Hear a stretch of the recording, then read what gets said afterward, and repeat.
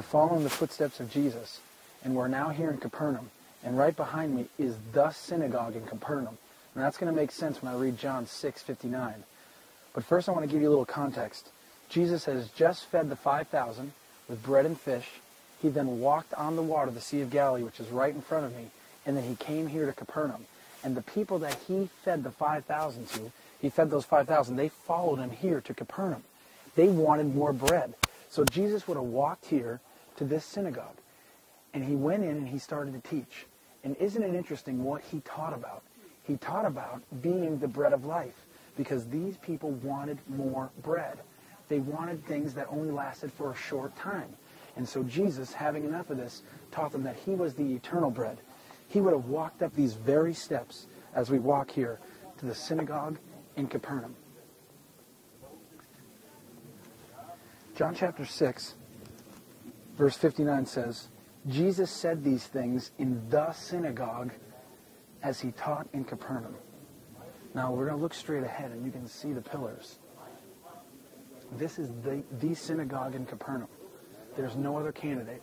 That means the steps where I'm walking right now, Jesus would definitely have been here, without a doubt. So I'm only going to read you a couple verses, as Jesus would have probably stood right around here, and he would have said this. Jesus said to them, John 6:35, I am the bread of life. Whoever comes to me shall not hunger, and whoever believes in me shall never thirst. Verse 58, this is the bread that came down from heaven, not like the bread the fathers ate and died. Whoever feeds on this bread will live forever. And then verse 59 says, Jesus said these things in the synagogue as he taught in Capernaum. Now I think it's interesting that he's teaching here in Capernaum. He did a lot more than just teach here in Capernaum. Do you know Jesus condemned this city? He condemned it. He condemned Bethsaida. He condemned Chorazin. But he also condemned Capernaum in Matthew chapter 11. I'm going to read for you Jesus' condemnation of this city. And as I read it, the camera's going to scroll, and you're going to see the condemned city. Come on with me over here as we pan out, and you take a look at this city, the ruins. Nothing is left. Not one stone on top of another. Take a look at the houses. Look at what once was Capernaum. And I'm going to read Matthew chapter 11. Matthew 11, verse 23. And you, Capernaum, will you be exalted to heaven? You will be brought down to Hades. For if the mighty works done in you had been done in Sodom, it would have remained to this day. But I tell you that it would be more tolerable on the day of judgment for the land of Sodom than for you. Now Jesus says, if the mighty works that were done in you. All I can find so far is that he taught in the synagogue. But that's not it. Jesus did almost more miracles in Capernaum than almost any other place. Listen to this list of miracles he did here. He had the draught of fishes, Luke 5, 1 through 11. There was a demonic healed here.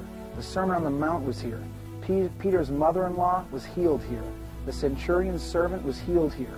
The paralytic was healed here. The woman with the issue of blood was healed here. Jairus' daughter was raised from the dead here. 2 blind men were healed here. The dumb demonic was healed in Capernaum. A man with a withered hand was healed right here in Capernaum. The blind and dumb demonic from Matthew chapter 12 was healed here. A tribute provided was given here. And the bread of life discourse was here. And yet despite all that, Capernaum rejected Jesus. Just take a look one more time at the ruins here. This is what a city that rejects Jesus looks like. A city of stone. But can you imagine what a soul that rejects Jesus looks like? Can you imagine a soul lost forever, unrepentant? Jesus said they'll receive the worst punishment.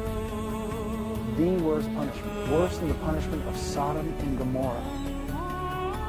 I think it's fitting that we're here in the footsteps of Jesus to see a place that just saw an explosion of his miracles, yet they rejected him. And his words are absolutely true.